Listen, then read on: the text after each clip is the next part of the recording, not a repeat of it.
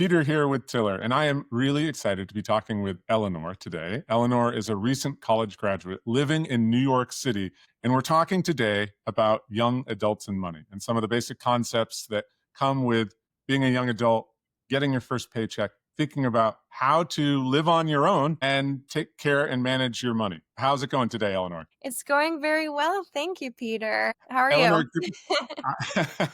I am doing really well as well, too. Give us a quick recap. You've been post-college, you've been working recently in New York. So you're sort of a few months into this. Is this right? Yes, so I just started a new position, which it's a steep learning curve, but I'm really loving the job. I feel busy, which is something that I enjoy. So, yeah, it's been a really fun adventure. But that checks a lot of boxes for a first job out of college. So congrats. That's great. Yeah, thank you. I wanted to talk through a handful of key principles that I think are really helpful for young adults coming into their first paycheck, navigating life on their own. First is in earning our first paycheck is tracking your spending and living below your means. And this is both important starting our careers, but also it's really easy along the way to ratchet up our spending whenever we ratchet up our income and to find ourselves 10 years later, 20 years later, 30 years later, and we're making more money because we have progressed in our career and we are spending more money because our taste and our appetite has grown. And we're exactly where we were when we started, not really having set aside anything, not having saved any money. I always think a good guideline at the very bare minimum is saving 10%. And there are some people who figure out creatively how to get to 20% or how to get to 30%. I'm curious how you're at the same time. I know life is really hard when you're starting out. There's a whole set of new expenses. You're furnishing a place, you're renting a place, you're filling your fridge with your own food. How does that land? Is that practical or does that feel out of reach, do you think, for you and your friends? Well, I'd like to say that every paycheck I get, 10% goes into my savings, but that's not really how it goes for me. For my personal savings, it's more sporadic. So when I'm feeling like I have excess in my bank account that I'd like to put away, I'll do it, but it won't happen every single paycheck. It's more of a every 4 months type of thing. And Yep. that's something that I want to change, but because there's so much going on in my life, it feels like it's hard to find space for that almost. So, yeah. Absolutely. I completely hear you. And it's been a few years since I was exactly in your spot, but I can relate. And it is a hard discipline to figure out. I think the research says that a quarter of probably your peers are saving 10% or more, and most are not because it is hard. And there's some satisfaction. You're finally earning some money, and Right. it's nice to be able to go out to a meal with some friends, and it's nice to be able For to sure. buy some clothing or buy some toys or whatever. And I think it's totally get your predicament. Mhm. What it dovetails to this idea about the time value of money and Eleanor, how much do you think your peers know about either intuitively or intellectually about what a dollar today might be worth in 10 years or 20 years or 30 years? I have some pretty smart friends, so I'd like to say that they have a good understanding. I myself, it is hard for me uh to picture that. Yeah. Yes. Yeah. I'm going to share a screen here, and I put a Okay. quick spreadsheet together that talks through the time value of money. Wow. And Mhm. let's start on the left here, age 22, right out of college, year one.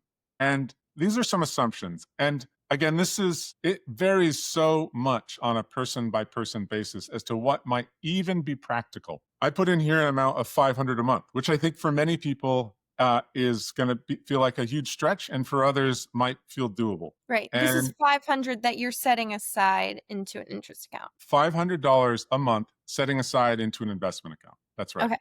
Very nice. And so that would total $6,000 a year, 500 times 12.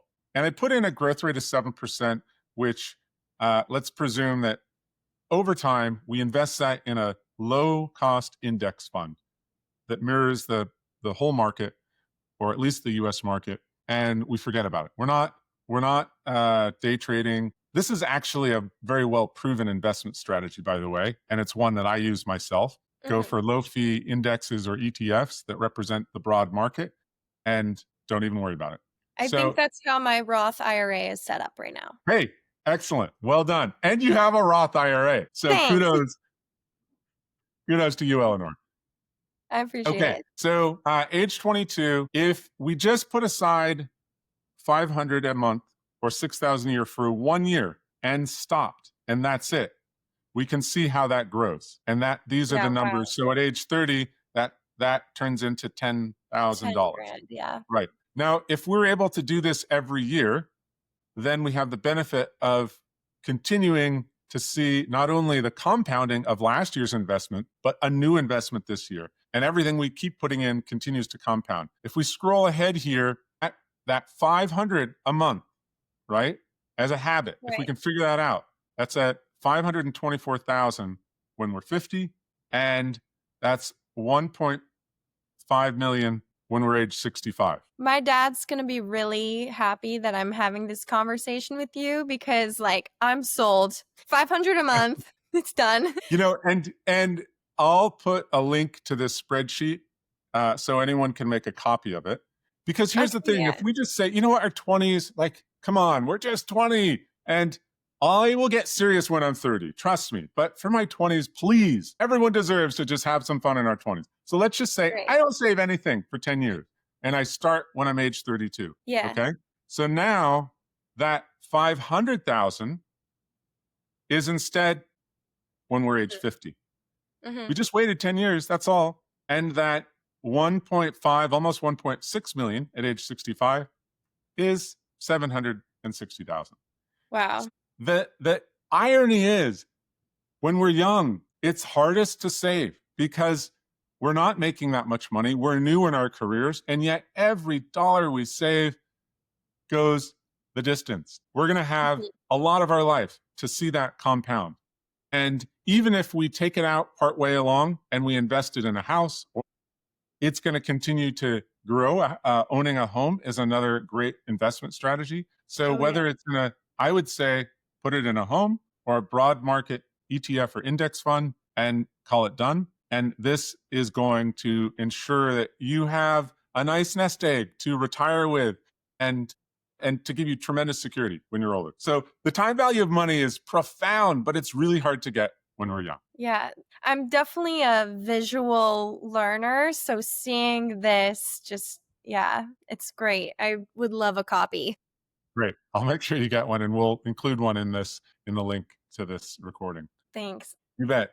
I think one of the other things that's really important in thinking about money is, like, what is money? Why does money exist? Well, certainly money helps us put a roof over our heads and it helps us buy food. Money ultimately is a tool. And it's easy to get confused because there's so many signals out there that money is status and that money buys happiness. And Right. marketers are really good at telling us, I'm going to be happier if I spend this money on this thing. And all the Yeah. social feeds are really good at picking up the very nuanced signals that I happen to like bikes or skis, or you might happen Yeah. to like.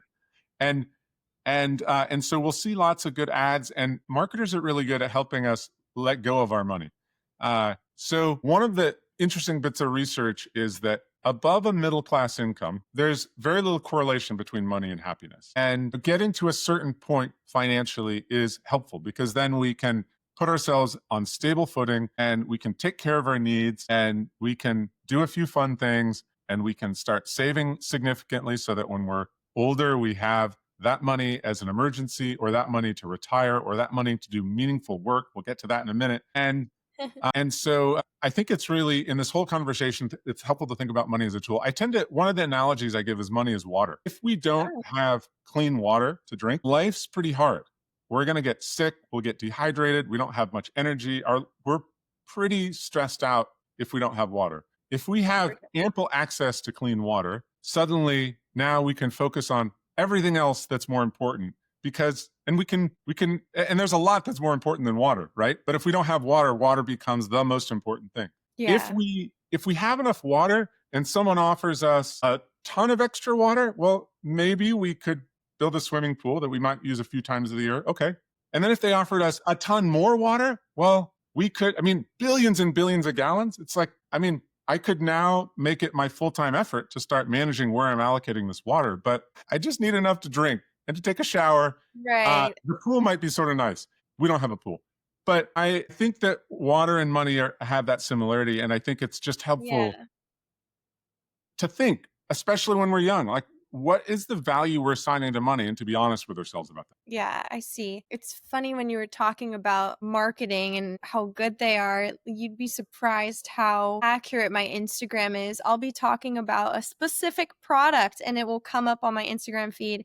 And I have to admit, this week I bought something off an Instagram ad just because it's so readily available and it's so easy with like a click, click, click. I can double tap and then I've paid and it's shipping to my house right now. Excited. But at the same time, like, did I really need that? I just moved into a new apartment, so I need a new clothing rack as well and somewhere to fit all the rest of my clothes. And so it is important to always remember, like, this is valuable stuff we're dealing with right now. And so, like, being very mindful of where you're putting your money is incredibly important. It's really well said. I love your candor with yourself, right? And we've all done it. I purchase things that spontaneously, impulsively, sometimes they're huge wins and sometimes they're not. And Yeah, you're it's right. helpful to be candid with ourselves when that's happening. One of the biggest benefits that we find our customers have using Tiller is they see all their transactions a second time. They see the transaction, they Right. might or may not see it when it happens, which is when I'm swiping my card or tapping or clicking, but they see it again because in their sheet they can see all their transactions, and going back, categorizing them, seeing them again, it's a reminder, oh yeah, I did buy that 2 weeks ago or 3 weeks ago or a month ago, and it's a good check. Is this, did I get value out of this or not? Right.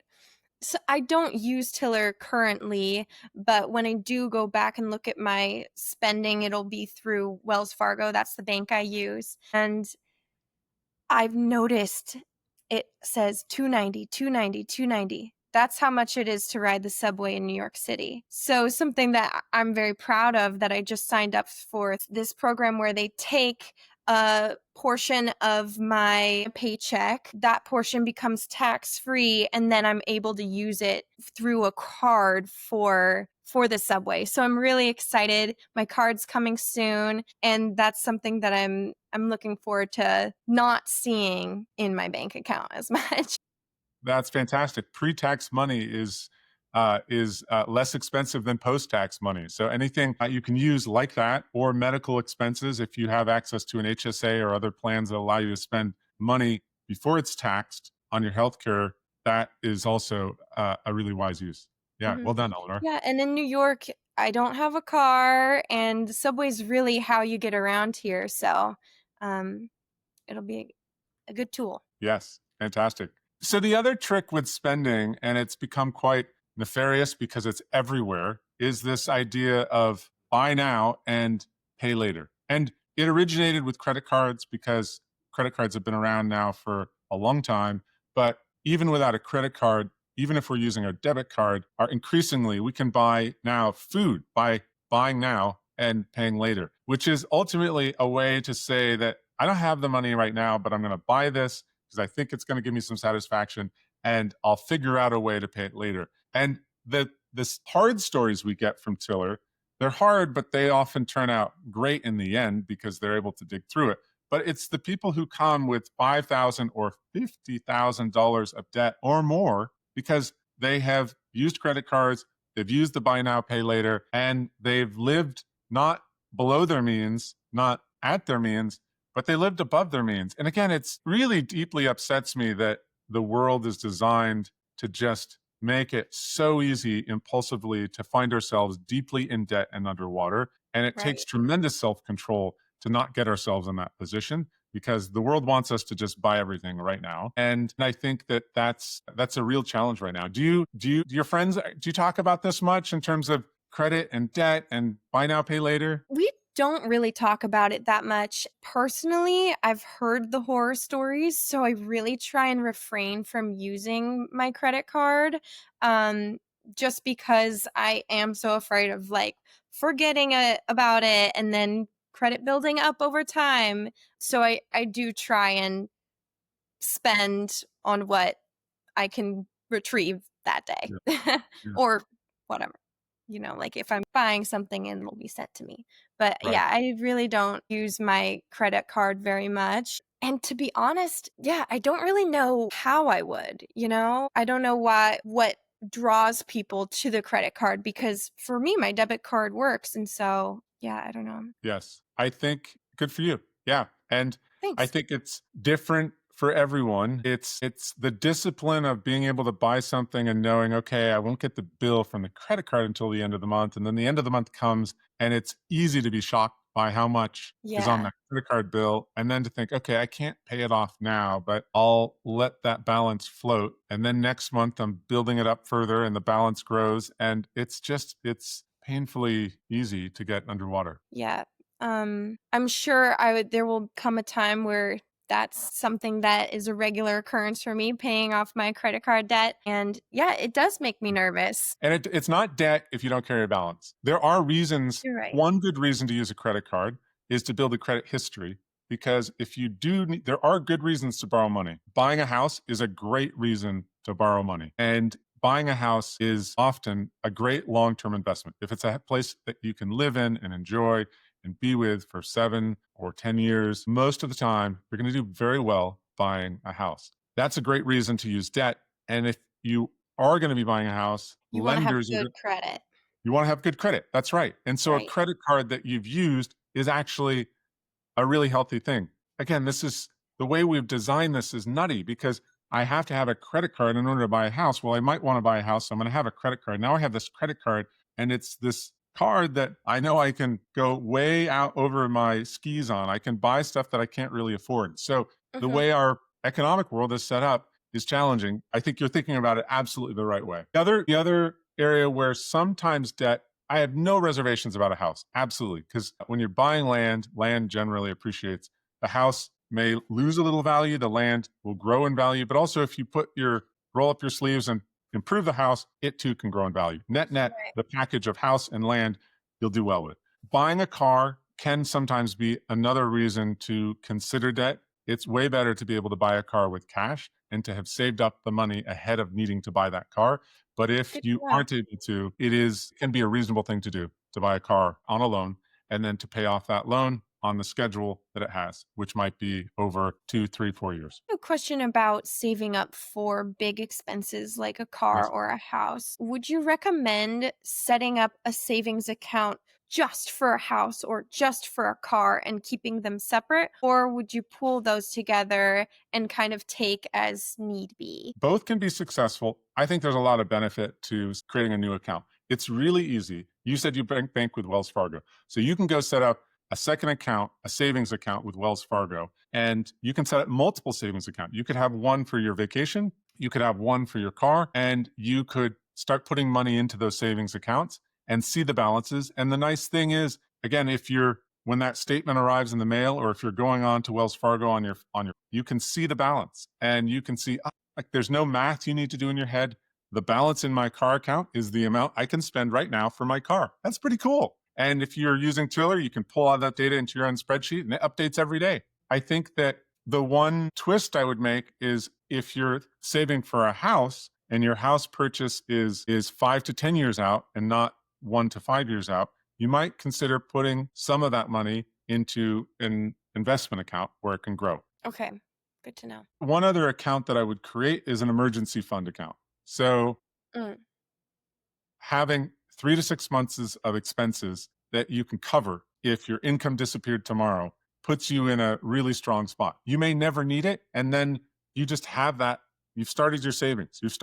You have that money and it's there for you.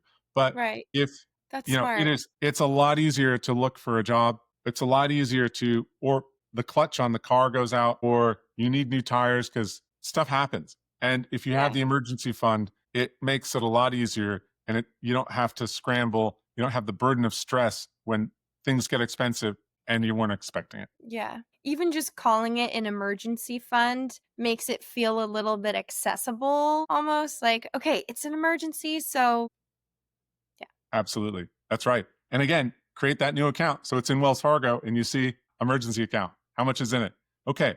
If all went to heck tomorrow, I could start tapping that and that could help get me to a place wherever I need it. If I lost income, or it's helpful for both. A, I lose an income, or B, I have an unexpected expense. Both are the kinds of emergencies that can help. Sounds like I have some accounts to set up. Awesome. So the one of the last topics that I think is really important, and it's a mindset that is incredibly impactful to build early, is thinking about how money can be used as a tool, not just to help ourselves, but to help others. And after we have taken care of making sure that we're living below our means and we're saving for our future, putting aside some money to give is an amazing way to reframe our relationship with our money and to see this money as a tool that not only can improve our lives but can improve the lives of others.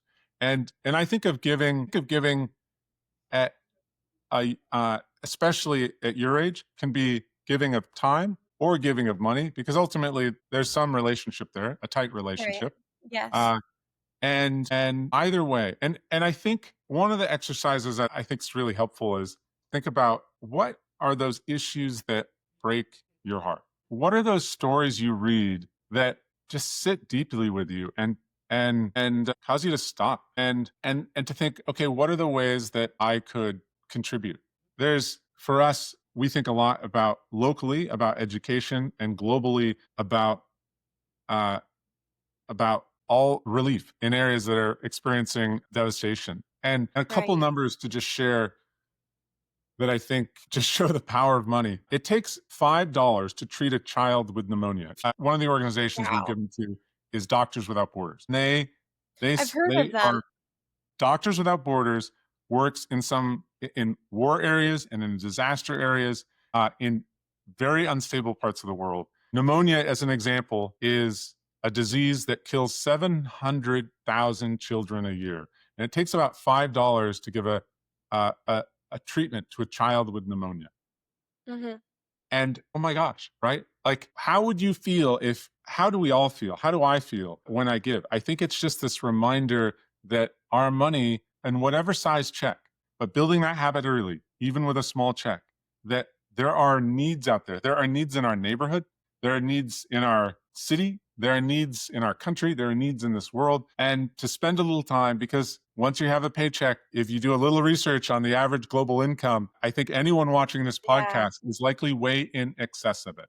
And so I think it's an incredibly impactful way to change how we think about money when we give our money. Yeah, I think so too. Anyone with privilege, I believe, should try and give back some of what they have. I'm really grateful to my parents for instilling that type of mindset in me. I remember as a kid we'd always go and help out at a soup kitchen, or I'd hear them talking about donations. And yeah, that's something that I wish I could do more of right now. But you're right, like time can make up for that, I think, in some sense. Yeah. Eleanor, that's really well said. And I love that you're thinking about it. And clearly, you have been raised by some great parents who care a ton about you and care a ton about the world. And I think that I would say, for someone in your position in life, there's not a lot of time and there's not a lot of money. And so I also think, to me, at your age, the habit matters most, because by starting the habit, you will open your heart to the needs of the world. And over time, you may find ways to make that even more impactful, but it can be a conversation that you and your heart start having with the world today. There are hundreds of millions of people in this world that live with under $3 a day of income and in abject poverty. And so it doesn't actually, and again, it can also be in our neighborhoods. It doesn't take a lot to just start that conversation with us and our hearts and some of the world's biggest needs out there. So Yeah, I think it's so important. Yeah, a couple causes that are close to my heart at least. You know this about me, but I'm a diehard environmentalist. So Yes. when I can give to some type of restoration project or I don't know, something else that's going on in the environmental space, I'd be happy to contribute. And then another one, more like access for women to have access to like reproductive health, you know? A lot of women, especially in this country, maybe are in a tough spot with that. And so that's the type of cause that I could see myself giving to easily. But you're right, it is about habit and thinking about going forward. I have some accounts to set up and then some habits to start. So It's good, Eleanor. I start think giving. my closing thought, and clearly you have thought a lot about money and you have some great questions and some great perspectives. I think I hear from a lot of people who label themselves, well, I'm just not very good with money. And others who are like, okay, I'm okay, but I'm really not that smart. And I think money is, I know that money is like anything else in life, that if we jump in and we pay attention, that we can be effective craftsmen and craftswomen using the Yeah, tool of money to make our lives and the lives of others better. And it's not a hard tool to learn, but it does take some focus and some discipline. And we have some resources on our website, but there are so many great resources out there. One other benefit that we have for anyone who is still a student, Keller offers a free subscription for students. You can sign up, start your trial, contact us, and let us know you're a student, and we'll put you on our free plan while you're a student. And no.